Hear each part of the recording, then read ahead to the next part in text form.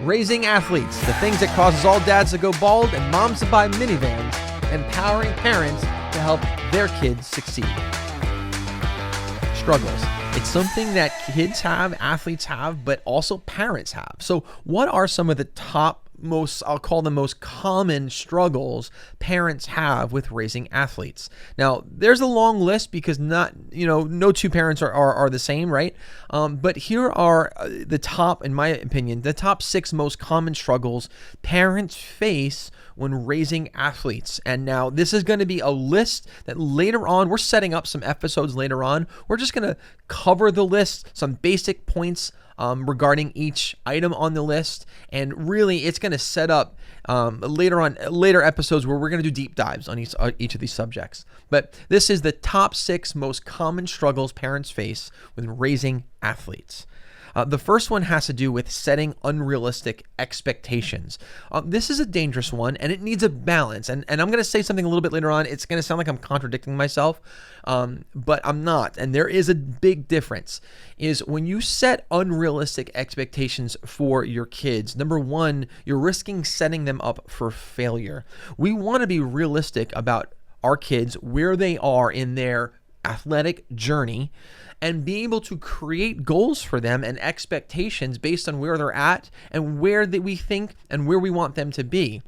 And where now you think I'm going to be contradicting myself is if you, though, have an athlete who is skilled, well, you can set the expectations a little bit further, a little bit harder for that particular person, because it's not a one size fits all. It's so important we create realistic expectations. So I would say one of the most common struggles is definitely setting unrealistic expectations for our kids in a particular sport that ultimately is basically just setting them up for failure, and that then will set them up later on to have bitterness, resentment, wanting to quit, burnout, and all those things.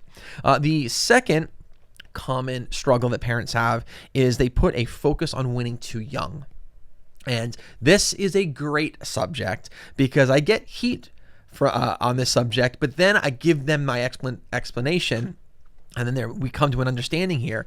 I think that a focus on winning too young is detrimental to a kid, because when kids are young, their minds and their bodies are not ready to be able to understand and handle that type of competitive win first mentality. That will come, and I'm saying it's okay, but we have to be sensitive to the biology here. And there's an ideal time for athletes, and it's different for boys and girls, of when to start introducing that. We don't want to introduce winning first mentality too young. That shouldn't be the goal. In fact, so I have a method that I created called the PGM Athlete, and it's a method for training and for coaches and whatnot. And there's nothing about winning actually within this method. It's a 3-step process: discover, develop, deploy. And what happens is when you do it right, the winning comes by default. The winning is a byproduct of doing everything else right. You can't put the cart before the horse. The next thing is negative feedback. We're going to spend a decent amount of time. We're going to have a dedicated several part series on negative feedback, on, as a parent, what you should and should not say after a game, after a practice, what you should and should not be doing as their second, third, or fourth coach. We are, as parents, are in a position to be motivators, to be encouragers, and a negative comment really will send your child, your athlete, your young athlete, down a rabbit hole that will be very, very difficult for them to climb out of. It'll be very difficult for you to help them then at that point to climb out, because trust me, when they struggle and they do something that they don't think was to the best of their ability, they know, and they've got coaches for that. But there's ways that we can support our kids that's constructive, that's not negative, and we're going to be covering that. Another struggle that parents have with raising athletes is time commitments. Life is busy, and kids are more busy today than they ever have been. They were even more busy than when I was a kid, and because we're distracted. There's so many things that's competing for their time. There's so much noise out there, and so how do we carve out time to help our kids develop as athletes. And so that is a very, very common struggle with parents. And it's something that we need to be intentional about figuring it out. And so that we can remove the time constraints to allow for athletics to be part of our kids' lives. Another struggle parents have, injury concerns.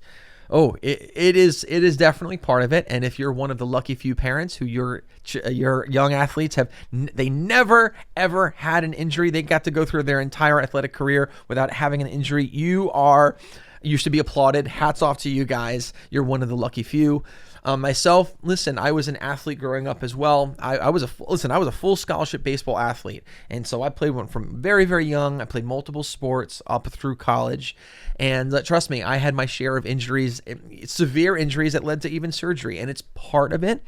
You know what's great about now, even though I'm only maybe about 25 years or so removed from playing, is that the technology and the information with regards to preparation and exercise and pre-workout and post-workout and recovery stages, like, it's so advanced now. We're at a place where we can really give kids the best opportunity to avoid injury and then even recover from minor injuries to help them avoid the major injuries. And so we're going to be covering those topics as well, is how do we help our kids to become even stronger, to be able to be a little bit more resilient and avoid those big injuries. And there's definitely things that we could do. We can't avoid all of them all the time, right? But there's definitely things that we could do, and we're going to be bringing on nutritionists. We're going to be bringing on personal trainers. We're going to bring on a ton of people to discuss this particular topic. And then also another thing is overscheduling. Overscheduling is a big one. And I would say that over the last year or so, this has been a topic in my household with my kids. Because one thing that I'm a firm believer in, and I share this with a lot of people, is that up until about middle school, I actually, regardless of whether or not a kid is already dead set on one sport, it's so obvious that this kid is amazing at this one particular sport. I really believe in multiple sports. Is kids up until a certain age playing multiple sports.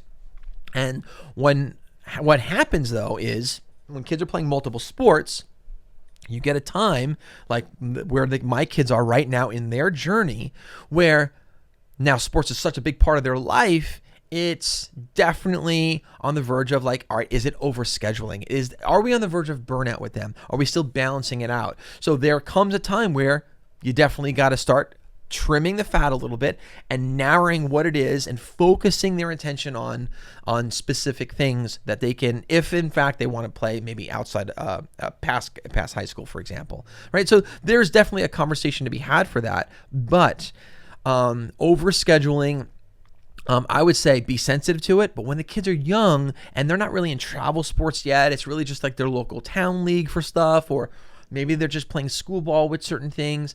I don't think that that's going to be overscheduling, because a lot of those particular sports, they don't overlap. It's going to be seasonally.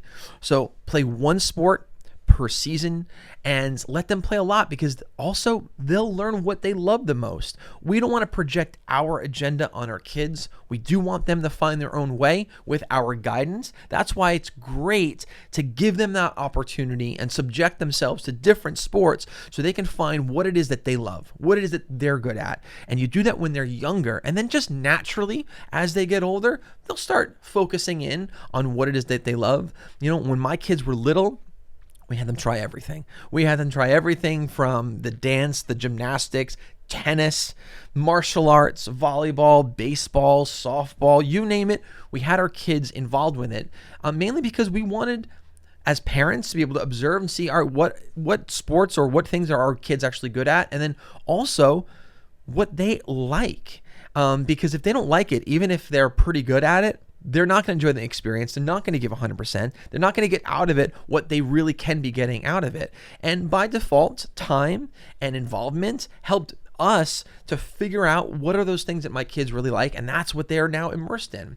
And so that's been a really, really fun journey, and that's something that we're going to really uncover and unpack for you guys later on. But those are the top 6 most common, but it might not be the most common struggles that you're having. And we'd love to hear feedback from you guys. What have been some of the struggles that you've experienced raising athletes over the years?